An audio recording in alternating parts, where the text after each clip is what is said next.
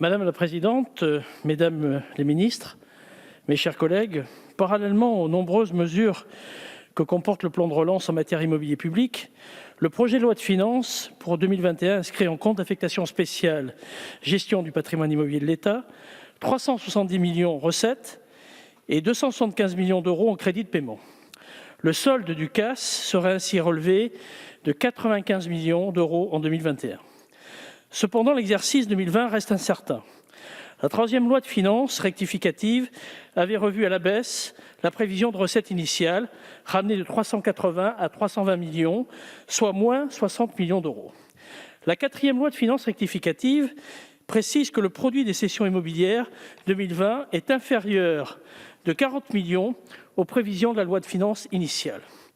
Quoi qu'il en soit, la baisse des crédits de paiement de moins 38,48% est sensible et s'inscrit dans une tendance pluriannuelle due à l'attrition des recettes provenant des cessions que la crise sanitaire et le confinement ont aggravée. À l'évidence, le CAS gestion du patrimoine immobilier de l'État souffre d'une dynamique contraire entre ses ressources et ses emplois. Il ne représente en effet que 4,6% des dépenses en crédit de paiement de la politique immobilière de l'État, ce qui le marginalise. Dans ce contexte, je me réjouis de l'apparition, bien que tardive, fin 2019, du décret d'application de la réforme de la décote Duflot que l'Assemblée nationale a adopté en loi de finances 2019 sur ma proposition. Cela permettra de préserver le produit de cession au bénéfice de l'État lorsque la collectivité concernée dispose de réserves foncières conséquentes. S'il est encore trop tôt pour évaluer les effets, on peut espérer que certains effets pervers de la spéculation immobilière au détriment du patrimoine de l'État cesseront.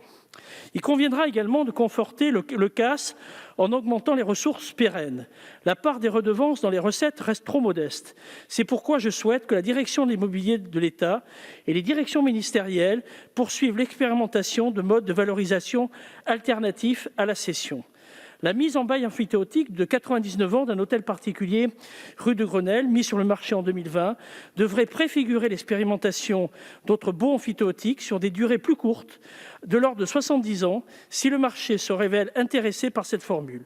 Le marché sera également testé sur le projet d'un loyer capitalisé ou annualisé, ainsi que sur des clauses d'intéressement de l'État en cas de cession de la commercialité du bien par le preneur pour un autre bien. Je salue ces initiatives. Venons-en au crédit du plan de relance consacré à l'immobilier public.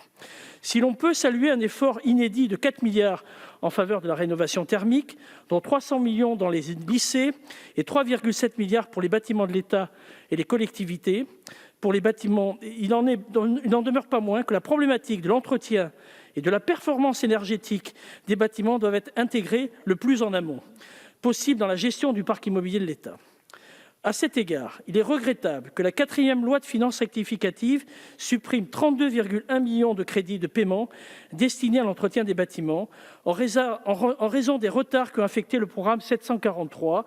Ces crédits gagneraient à être reportés sur l'entretien futur des bâtiments.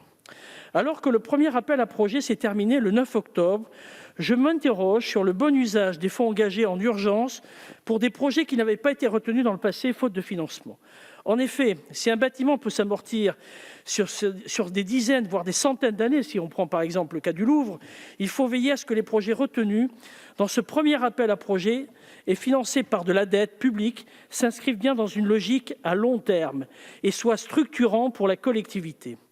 Le filtre retenu, qui est l'impact énergétique des travaux envisagés et la capacité à les réaliser rapidement pour que les crédits puissent être engagés au 31 décembre 2021, mériterait d'être confronté à l'aune des économies budgétaires que ces travaux apporteront au patrimoine immobilier public, économies qui devraient être intégrées dans la future gestion de ces bâtiments comme autant de ressources désormais pérennes qu'il ne serait plus nécessaire de dégager.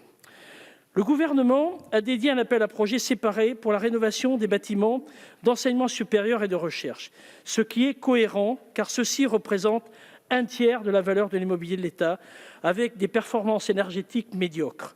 Ajoutons qu'il y aura inévitablement des arbitrages à faire entre les projets de plus de 5 millions d'euros dont la sélection s'effectuera au niveau de la direction immobilière de l'État, pour éviter que telle région ou tel ministère n'apparaisse comme privilégié au détriment des autres.